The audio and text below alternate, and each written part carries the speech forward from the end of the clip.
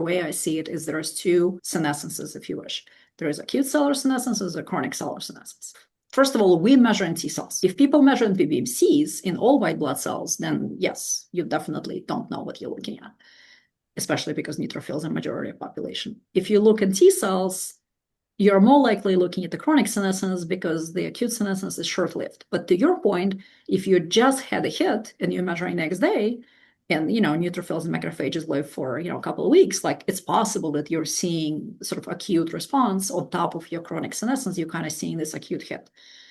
I sort of from personal experience and kind of internally what we do when we so we use donors as controls for runs, it's very stable.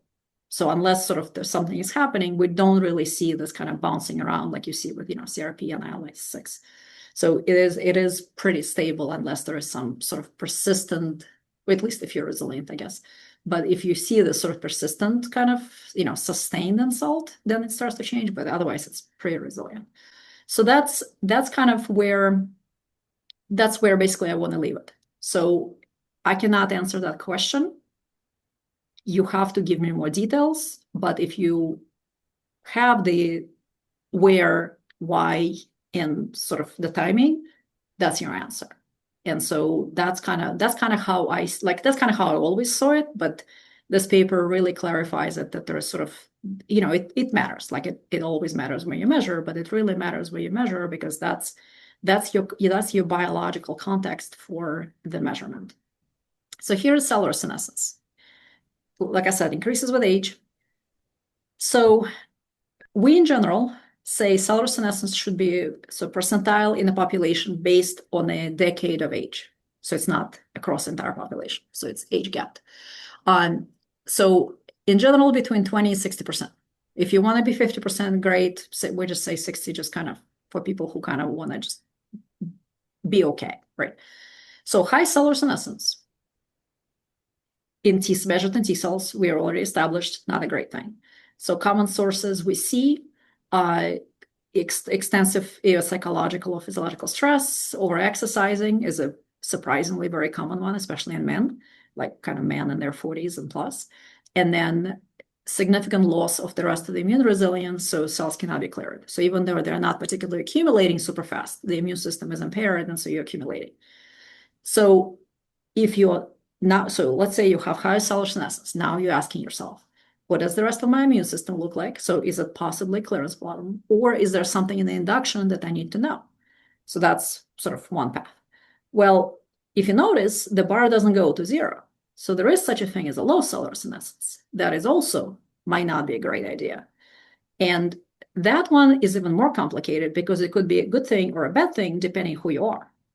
And so we've seen individuals with predisposition to longevity, and I know these people, so I know they don't have particularly healthy lifestyle, so they're not super optimized, but they just have longevity in the family and they seem to be fine. So it saves them, at least for now. So genetic predisposition to longevity is one reason you can be here. Highly optimized lifestyle and nutrition, that's another one. Senolytic protocols, stacking everything you can possibly think of to drive your senescence down, that does work. I don't think any one really works, but if you sort of, committed to multiple things, they do seem to drive senescence. Whether it's, can you go off it for a month and be okay? I don't know, right? But there is also a but. The low cellular senescence, remember, P16 is a tumor suppressor, and it's an anti-proliferative gene.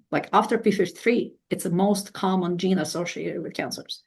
So if your cellular senescence is low, that means there might be a genetic mutation. There's one of the SNPs in the 9p21 chromosome that is associated with cardiovascular disease and heart and cancer risk, and solid tumors usually. And so that's where your CD4, CD8 count's definitely not gonna, it's not just the immune system, it's what do these things do? And I mean, this is sort of incidental finding, if you wish. It's not really about senescence. It's, sort of about kind of what P16 does. So it sort of kind of goes hand in hand with that. But you kind of need to, if you're in that category, especially if you're older, you might want to see a cardiologist. You might want to do something. Like you might want to do these things to understand, make sure that, especially if you know you have a family risk. But now it's genetic and not just bad luck, right? Because sort of a lot of cancers are bad luck. So you have senescent cells that are being made. If the immune system cannot clear them, you start to accumulate senescent cells. But as you accumulate senescent cells, they also secrete cytokines that degrade the immune system. And so it's this feedback loop of accumulation, clearance, accumulation, lack of clearance. Immune system starts to degrade.